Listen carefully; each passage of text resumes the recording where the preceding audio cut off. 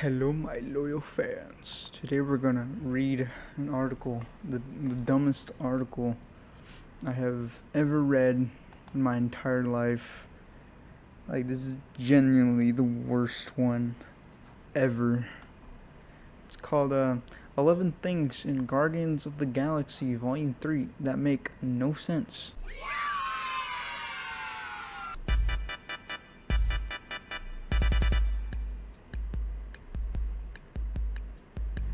How is Earth aging a mystery to Peter? It's a funny joke when Peter Quill, who is canonically 43 years old, opines that people on Earth die of old age at around 50. Mantis reacts in horror that, that this must mean he will die soon, to which he indirectly spits that he's not 50. I'm not 50! But you don't meet 64-year-old Kevin Bacon last year. He doesn't know how old he is. Cole's recent time on Earth before the snap was short, and he apparently didn't have time to access Tony's 50 plus years. Yeah, he did. His mother died when he was 50 years old, and Tony Stark died when he was 50 years old. Or Nick Fury. He didn't meet Nick Fury. The President of the United States was for the entirety of Quill's Earthbound childhood. That would have been... I'm not saying that word. I don't know what that word is. By the name of Ronald Reagan. It's not like said POTUS. Age wasn't regularly an issue in the news headline of the day. If either was old enough to recognize RoboCop, hard R-rated movie, not yet marketed kids in 1988. He was old enough to be aware of humans living past 5 decades. That doesn't make any sense. And Meat Station. There's something seemingly awesomely gross about David Cronenberg-esque about a space station seemingly made of clone meat. It's also very Rick and Morty, reminiscent in particular of all the plombus. What the heck's a plombus? An evolved thing that survived in this place. Flesh is not up there on the list. It's space flesh. It's different. It's made of celestial flesh, so it's like, godlike beings, you know? Extreme cold and vacuum of space will freeze dry it quickly, negating any benefits of it being living material. It's a celestial. It's not gonna freeze if it's a celestial. Sovereign serving the high evolutionary. Let's see if we have this straight. The Sovereign are mad at the Guardians for stealing their batteries, and Ayesha created Adam Warlock to be the perfect being that could exact revenge. By the time Adam shows up, though, he's only able to grab Rocket for the High Evolutionary. The latter created the Sovereign and is basically their god. Plus, he's been looking for Rocket ever since he saved the labs. The entire time, the Sovereign actually hired Rocket and crew to do a mission for them and then sought revenge. Where exactly was the High Evolutionary? Didn't you notice people working with his creation? No. Number 8. Evolution doesn't work that way. Marvel screenwriters use a tutorial on how evolution works. I'm pretty sure they know how evolution works.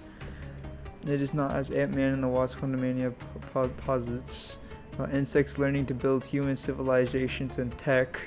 You're just mad at it that an ant is smarter than you. Nor is it the high evolutionary practices about all Earth animals becoming more and more like humans. Evolution is not about coming from a common ancestor, not moving towards a common being. Roaches will not in any number of millions of years become humanoid because they're not efficient at being bugs. Even theoretically, what the high evolutionary does would be attained by gene splicing mutation. However, it's not throwing a tortoise into a machine, hitting the high evolutionary fast forward switch, and having a homicidal Ninja Turtle pop out. It's a comic book. You're talking about a guy with a mask, with just a mask, flying around space with tiny little rocket boots, and you think that they care about how evolution works? I mean, I guess they have some pretty good points so far, but we're about to get into the part where they have absolutely no good points. You ready for this? Number 6, those uniforms. So, as not to be confused with space pirates, about time the Guardians stopped wearing the uniforms of the Ravagers. Their choice of alternative alternatives leave something to be desired, though. The real reason they're wearing these bulky blue leather suits, they're not bulky, no, is that they're more comic accurate, and comics fans appreciate such things, especially since James Gunn is happy to ignore the lore when it suits him. Okay. He's not ignoring lore, he's making his own! That's the whole point, you're supposed to make something new. Just as Yondu and Mantis are so different from the source material that the comics had to clarify that the movie Yondu is a different character entirely. Obviously, the comic Yondu has like a bow and arrow. And Mantis, we don't talk about Mantis. That's a weird one.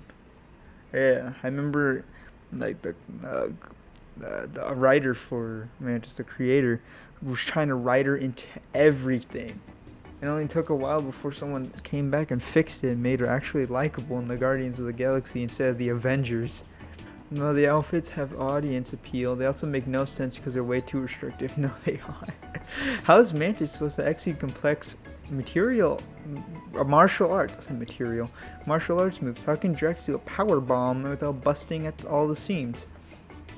Did their terror consider the possibility of Rocket running around on all fours? Yes! That's called tailoring.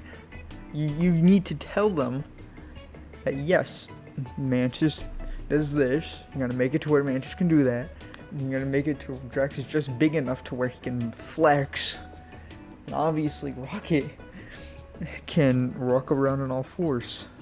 Number 5. Has James Gunn ever even read an Adam Warlock comic?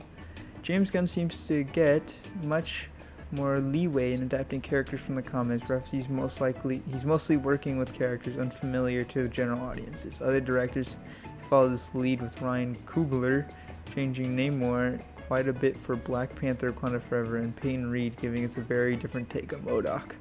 MODOK sucks, Namor sucks. Both movies suck. Adam Warlock was created as a Christ metaphor.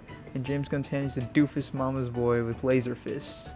He did once work for the High Evolutionary in the comics, but that was to help him save Counter-Earth from a Satan-like figure named Man-Beast, not destroy it. Generally, he's depicted as a supremely logical galactical protector, not a violent ignoramus distracted by a cute new pet. Okay, you don't need to use big words to make you seem smart, because right now you sound like an idiot. Adam Warlock is fresh out the womb, pretty much. He just came out of the cocoon, and you think he's gonna be like Thanos level threat? He's a body of a man and the mind of a child. Number 4, the Guardians' policy on killing. The reason why they didn't want to kill anyone when going to that meat space thing is because well, obviously they're practically innocent people. They're just working there. They just work there. They're not gonna just kill random people. Everyone else they were killing were evil. I mean, you know, they got Starlord slamming a guy into the ground and drowning him. Not everyone would be cool with cutting out a cybernetic brain implant with a knife after using its host as a human crash cushion. Superman would it? Why are you bringing up Superman? Number 3. This is by far the worst one, I think. Peter Quill's taste in music. This is an ongoing issue, but Peter's taste in music has really not. Okay, this is an ongoing issue, but has Peter's taste in music really not changed since he was 8 years old? To put it in more typical Earth terms, how many adults still listen to Raffi? How many in the future, when they middle-aged, still rock out to Baby Shark? What? Why are you bringing up Baby Shark? His favorite tunes should be whatever alien music was around him when he turned 18. Obviously, trauma plays a part in Awesome Mix Volume 1. It was given to him by his mother before she died. Awesome Mix Volume 2 came to him in his 30s. Then Kraglin found the Zune. Kraglin didn't find the Zune. It was a gift from Yondu. That plays up to the 2000s. Okay. Peter fetishizes Earth music. What? Based on its connection to his childhood. What do you mean? What does that even mean? Why then when he was on Earth after defeating Thanos, he did not update his collection to include many of the 2010s. The real answer is that these are James Gunn's favorite songs. Any in canon answer would have some non-human music in rotation. Oh my. Alright guys, if you like one music from one era, you fetishize that music. Okay, if you go to somewhere else and you hear music and you don't like it, you fetishize music and you're stupid. This is so dumb. You don't fetishize music. He just likes music. Number 1, Kaiju Groot. Groot can grow to Kaiju size, and he never did this before? What? We can cut Baby Groot and Teen Groot some slack. They may or may not know or have access to every iota of Groot power.